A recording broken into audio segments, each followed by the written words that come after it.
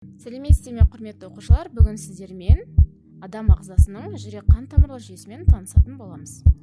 Яғни қан тамырлар жалпы жүректің негізгі қызметі бүкіл ағзаға қанды тарату қызметін атқарады.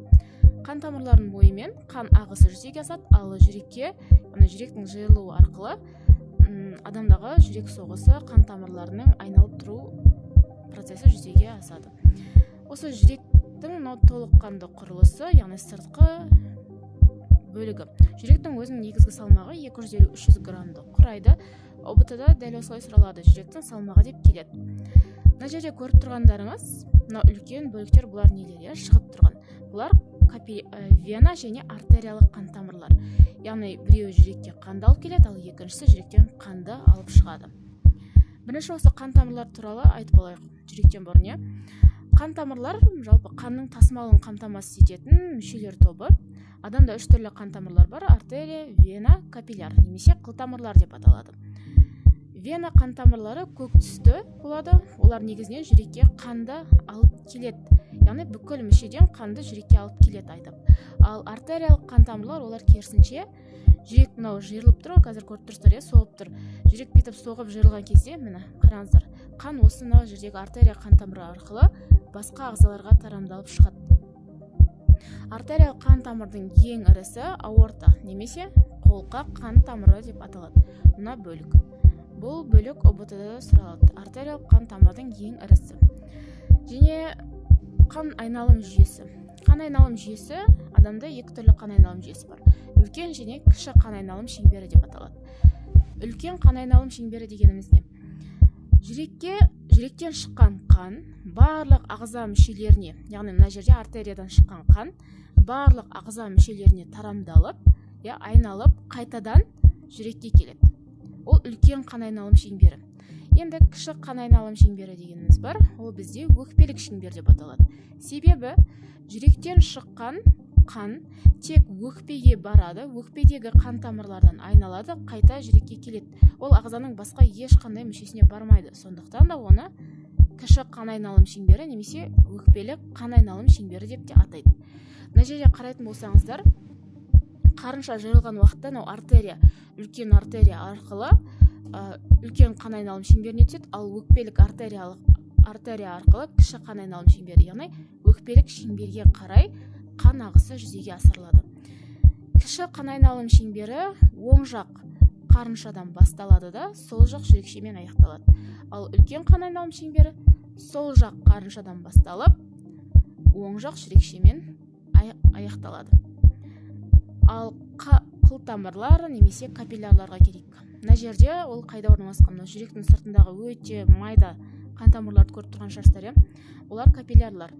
Немесе өздеріңіздің қолдарыңыздағы көзге көрінетін қан тамырлар.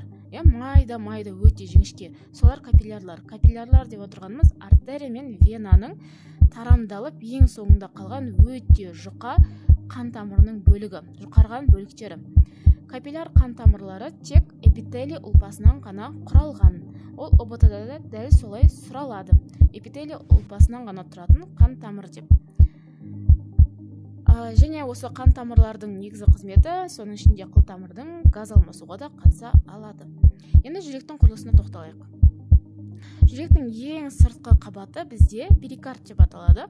Перикард деп отырғанымыз үлпелшек, жүрек үлпелшегі. Жүректің мына жерде енді көрсетілмеген, жүректің сыртында адам жүрегінде болады, кәдімгі қапшық секілді қаптап жатады. Ал мынау жүректің өзінің негізгі 3 қабаты бар. 3 қабаты. Ол бізде ортаңғы қабаты миокард, ішкі қабаты эндокард, сыртқы қабаты экзокард деп аталады. Ал енді реттілікпен айтайық, ең сыртқы қабаты экзо, яғни сыртқы деген сөзді білдіреді, экзокард. Ортаңғы қабаты мио, яғни бұлшықетті қабат деген сөз. Сіздерден бұл да сұралады, бұлшықетті қабат, миокард. Егер естулеріңіз бар болса, миоглобин, миоцит, немесе тағы да басқа бұлшықетке қатысты терминдардың барлығы мио, яғни мио деген сөзден басталады. Дәл сол секілді жүректің де ортаңғы қабаты миокард деп аталады. Ал жүректің нағыз ішкі қабаты эндокард, яғни эндо деген ішкі деген мағынаны білдіреді. Эндокардтан тұрады. Енді ары қарай жалғастырайық. Бізде бұл қабаттары. Енді жүректің өзінің қуысына келейік. Жүрек, адам жүрегі және сүт қоректілер, жоғарғы сатыдағы сүт қоректілердің жүрегі 4 қуысты. Сіздерде ОБТ-да бұл сұрақты сұралады. Жүрегі 4 қуысты ағзалар. Адамдар, сүт қоректілер, құстарда және соның ішінде бізде одан бөлек жорғалаушылардың ішінде тек крокодилда ғана жүрегі 4 қуысты. Барлығында емес, тек қолтырауында ғана. Адам жүрегіне ұқсас. Адам жүрегіне тоқталатын болсақ, ол 4 қуыс деген қайда орналасқан? Міне, 2 жүрекше немесе 2 құлақша деп атайды. Және 2 үлкен қарынша. Мынау екеуі қарынша, ал мына екеуі құлақша немесе жүрекше. Жүрекшенің негізгі қызметі ол бірінші қанды қабылдап алады. Яғни мынау венадан қан келді адам ағзасына. Бірінші ол жүрекшеге құйылады, одан кейін барып қарыншаға қан түседі. Тура сол секілді мынау оң жақта да, сол жақта да дәл осы процесс жүзеге асады. Адамда 4 қуыс, яғни 2 жүрекше, 2 қарынша деп айттық. Келесі бізде құлақшалар, немесе қақпақтар, немесе клапандар, қақпақшалар. Мынау жүректің қақпақшалары. Жүректің 3 түрлі қақпақшасы бар. Қос жақтаулы, 3 жақтаулы және жарты ай тәрізді қақпақшалар. Енді қарайық. Қос жақтаулы қақпақшалар. Егер естулеріңіз болса, биологиялық терминде клапандар деген сөз бар, немесе ауруларды атын атаған кезде клапандар бітеліп қалыпты деген секілді айтылып жатады. Ол осы клапан. Яғни мынау қос жақтаулы 2 жаққа жұмылып, өзгеріп тұр, қарайтын болсаңыздар. Осы жер сол жақ жүрекше мен сол жақ қарынша. 2 жақтаулы. Ал енді оң жақ жүрекше мен оң жақ қарыншаның арасында 3 жақтаулы. 1, 2, 3. Бұл клапандар ашылып жұмылып тұрады. Міне, дәл осылай. Және жарты ай тәрізді. Не ашылып жұмылып тұрған бұна процесті егер кішкене төмендетсек, мені көруге болады. Ашылып жұмылып. Бұл жарты ай тәрізді қақпақшалар қайда болады? Ол қарынша мен артерия, яғни аортаның арасында болады. Мынау артерия, қолқа.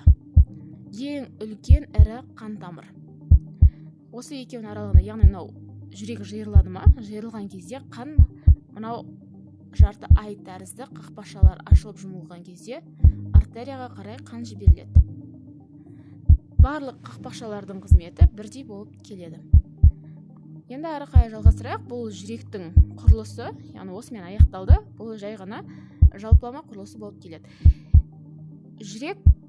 Жүректің ауруларына келетін болсақ, осы жерде толыққанды айта кететін болсақ, жүректің өзі бірнеше аурулар бар. Соның ішінде ең жиі кездесетіні инфаркт пен инсульт. Жүректің ауруларының біріншіден туындау себебі қан тамырлар арқылы келетін қанның жүрекке толық жеткізілмеуі. Мысалы, вена қан тамырлары, мынау веналық қан тамырлар. Осы веналық қан тамырлардың осы мынау бөлігіне тромб дегеніміз ұйыған қан. Осы жерге қан ұйып қалады да, ішке қарай қан жібермейді. Нәтижесінде жүрекке қан келмейді. Сол кезде адамда жүрек инфарктісі пайда болады. Жүрекке қанның келмеуі. Ол тромб тұрып қалуынан пайда болуы мүмкін. Немесе май бездерінің мына жерге көптеп жиналады да, қан тамырларды қысып тастайды. Нәтижесінде жүрекке қан келмейді. Соның нәтижесінде де адамда инфаркт пайда болады. Егер үлкен кісілерді қарайтын болсақ, оларда қан тамырлар уже қысылып қалған, сондықтан да жүрекке қан дұрыс келмейді. Көбінесе үлкен кісілерде сол үшін инфаркт пайда болады. Енді инсульт деген бар. Ол да осы жүрек қан тамырлар жүйесінің ауруы. Инсульт дегеніміз сіздерде ОБТ-да келеді, мидағы немесе қан тамырлардың жарылуы. Қан тамыр жарылған кезде жүрекке қан келмей қалады. Мына жерге мысал ретінде тромб тұрды. Ары қарай қан бармайды, нәтижесінде қан тамыр атылады, жарылады. И сол қан тамыр жарылған кезде мынау жүрекке қан келмейді. Оның нәтижесінде инсульт пайда болады. Көбінесе ол мида. Миға қан кетуден туындайды. Жүректің мынау жаңағы жалпы қанның жүру процесіне келетін болсақ, қан дәл осылай жүріп отырады. Мына жерде клапандар анық көрінеді. Мынау артерия, кәдімгі және өкпелік артерия, вена қан тамырлары жүрекке алып келетін. Мына жақта да вена қан тамырлары жүрекке қанды алып келіп тұр. мына жерде келесі бізде көрсететін болсақ, жүректің міне қан тамырлары, мынау жаңағы клапандар. Көріп тұрсыздар, міне қос жақтаулы ашылып жұмылып тұр, мынау үш жақтаулы. Ал мынау жарты ай тәрізді. Ол үшке бөлінген жарты ай тәрізді деген. Мынау жүректің сыртындағы майда капилляр қан тамырлары. Және келесі бізде жүректің ішкі құрылысына келейік. Мына егер жүректің қызметін жоғарылататын болсақ, негізі қалыпты жағдайда адам жүрегі 90-95 рет соғу керек. Ал егер жүректің қағысы жиілеп, мысалы егер гормондардың әсерінен немесе қобалжуының әсерінен болатын болса, жүректің қағысы өте жоғарылап кетеді. Осы жерде айта кететін тағы бір жайт, ол сіздерде ОБТ-да ең көп кездесетін сұрақтардың бірі жүректің жалпы өлшейтін, жүрек соғысын өлшейтін құрал. ЭКГ немесе оны ұзартып, яғни ашық айтқан кезде электрокардиограмма деп келеді. Ол жүректің жиырылуын және жүректің бұлшықеттерінің жиырылуын, жүректің қызметін өлшеп тұрады. Оның құрылысы мынандай болады, яғни жүрек соғысы арқылы дәл осылай жазылып тұрады. Адам жүрегі неше рет соғады минутына. Енді жүректің ішкі құрылысын қарастырайық. Мынау жүректің ішкі қабаты. Мынау жаңағы екі жақтаулы ашылып жұмылып тұр. Көрдіңіздер ғой, екі жақты болады. Және бізде мынау жарты ай. Біреу, екеу, үшеу. Дәл осылай, және одан бөлек бізде тағы бір қабаты бар. Мынау ішкі жағынан қараған кезде бөлігі жүректің қақпақшалары ашылып жабылып тұр. Мен қазір қарыншаның ішіндемін. Сол қарыншаның ішкі бөлігінен қараған кезде осылай орналасады. Мынау сол жақ қарынша, анау жарты ай тәрізді, ал мынау бізде қос жақтаулы клапандар. Құрметті оқушылар, жүрек қан тамырлар жүйесі туралы сабағымыз аяқталды. Бүгінгі сабақ барлықтарыңызға түсінікті болды деген ойдамын. Келесі сабақта көріскенше.